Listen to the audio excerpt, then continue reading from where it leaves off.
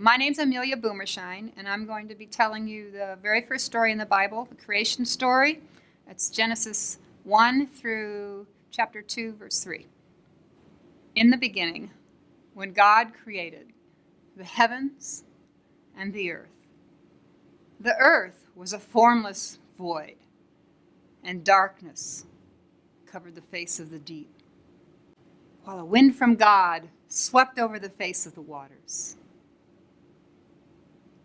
Then God said, "Let there be light." And there was light. And God saw that the light was good. And God separated the light from the darkness. God called the light day, and the darkness God called night. And there was evening, and there was morning, the first day.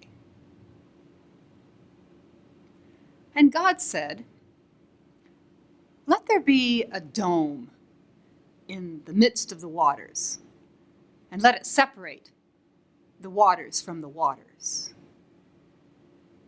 And it was so. God made the dome and separated the waters that were under the dome from the waters that were above the dome. God called the dome sky. And there was evening, and there was morning, the second day. And God said, "Let the waters that are under the dome be gathered together in one place, and let the dry land appear." And it was so. God called the dry land earth, and the waters that were gathered together God called seas. And God saw that it was good. Then God said, "Let the earth bring forth vegetation, plants yielding seeds, and fruit trees of every kind on earth, bearing fruit with the seed in it." And it was so. The earth brought forth vegetation, plants yielding seeds, and trees of every kind, bearing fruit with the seed in it. And God saw that it was good. And there was evening, and there was morning, the third day. And God said,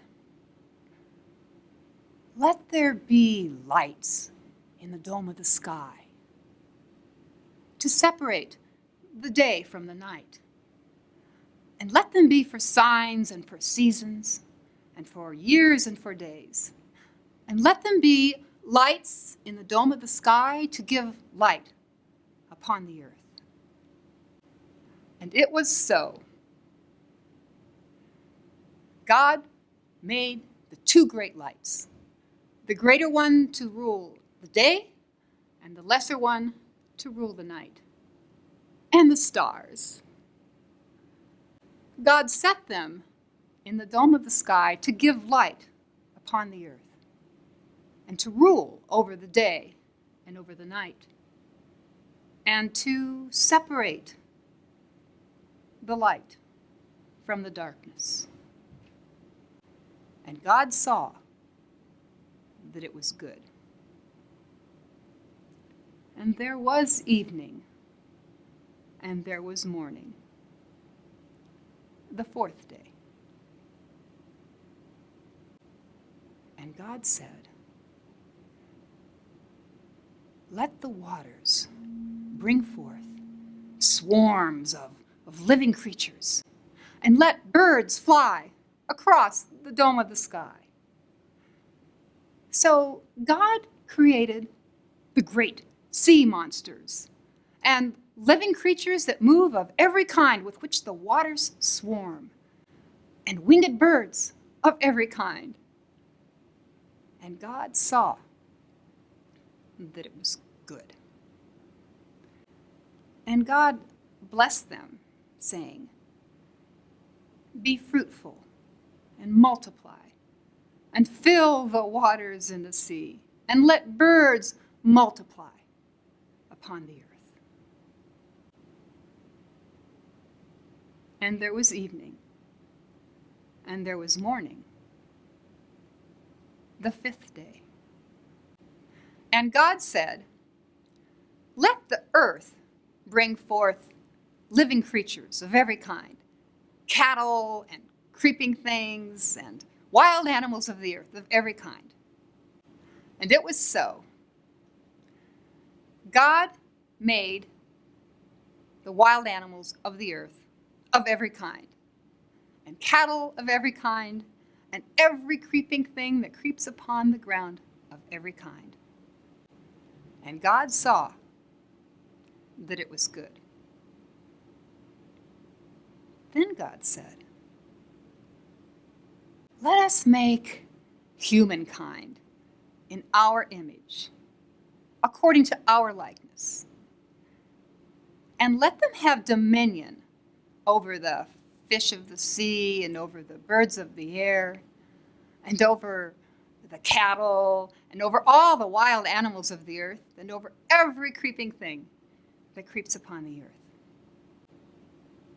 And it was so. God created humankind in God's image.